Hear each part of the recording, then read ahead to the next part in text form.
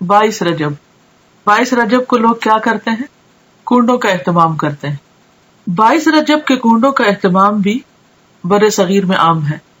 22 رجب کو کنڈے بھرنا بطور رسم رواج پا چکا ہے، یعنی اس کا رواج عام ہو چکا ہے. اس رسم میں کسی منت کے پورا ہونے پر حلوہ پوری اور کھیر وغیرہ پکائی جاتی ہے.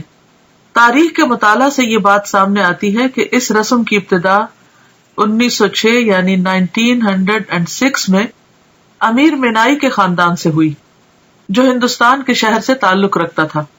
اس رسم کا مقصد امام جعفر کی روح کو ایصال ثواب تھا. حالانکہ اس بات کا تعین نہیں ہو سکا کہ مذکورہ امام کی پیدائش یا وفات ماہ رجب میں ہوئی تھی.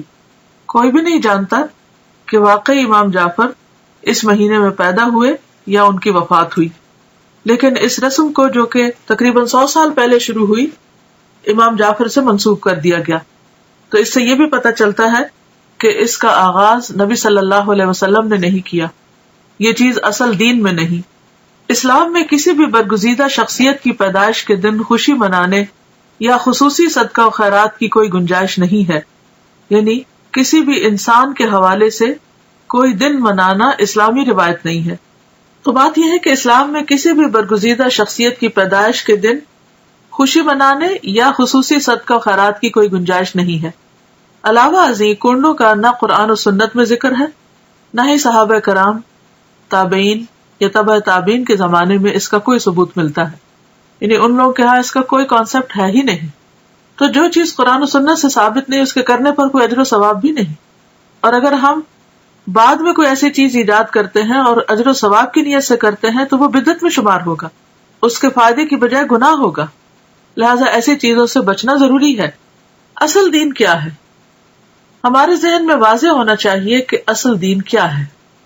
اصل دین وہ ہے جو اللہ تعالیٰ نے محمد صلی اللہ علیہ وسلم کے ذریعے ہم تک پہنچایا، یعنی دین اللہ کی اطاعت و فرمانبرداری، اس کے احکامات کے آگے سر تسلیم خم کرنے اور محمد صلی اللہ علیہ وسلم کی سنت پر عمل کرنے کا نام ہے. ارشاد ربانی ہے، الیوم اکملت لکم دینکم واتممت علیکم نعمتی ورضیت لکم الاسلام دینا. المائدہ 3. آج میں نے تمہارے لیے تمہارا دین مکمل کر دیا اور تم پر اپنی نعمت تمام کر دی اور تمہارے لیے دین اسلام کو پسند کر لیا. لہذا کوئی بھی ایسا کام جو آپ صلی اللہ علیہ وسلم نے نہ کیا اور نہ ہی اس کا حکم دیا، اسے دین کا حصہ سمجھتے ہوئے ادا کرنا اور پھر اس پر اجر و ثواب کی توقع رکھنا بدعت ہے. نبی کریم صلی اللہ علیہ وسلم کا ارشاد ہے، کل محدثۃ بدعہ وکل بدعۃ ضلالہ وکل ضلالۃ فی النار. بے شک ہر نئی بات بدعت ہے اور ہر بدعت گمراہی ہے اور ہر گمراہی آگ میں لے جانے والی ہے. بدعتی کے بارے میں رسول اللہ صلی اللہ علیہ وسلم کا ارشاد مبارک ہے کہ اللہ تعالیٰ بدعتی کی توبہ قبول نہیں کرتا جب تک کہ وہ بدعت ترک نہیں کرتا.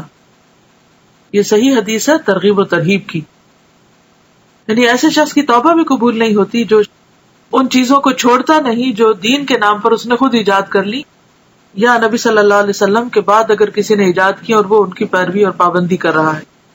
آپ صلی اللہ علیہ وسلم نے فرمایا، میں اپنے حوض پر تم سے پہلے موجود ہوں گا اور تم میں سے کچھ لوگ میرے سامنے لائے جائیں گے، پھر انہیں میرے سامنے سے ہٹا دیا جائے گا تو میں کہوں گا کہ اے میرے رب، یہ میرے ساتھی ہیں.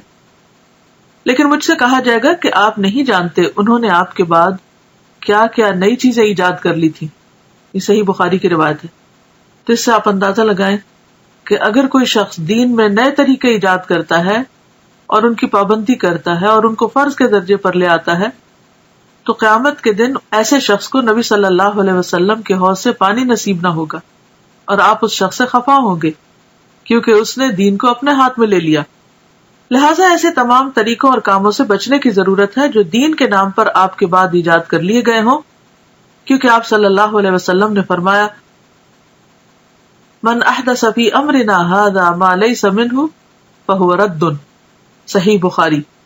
جس نے ہمارے اس دین میں کوئی ایسی چیز ایجاد کی جو اس میں سے نہ ہو تو وہ مردود ہے، یعنی ریجیکٹڈ ہے، قابل قبول نہیں.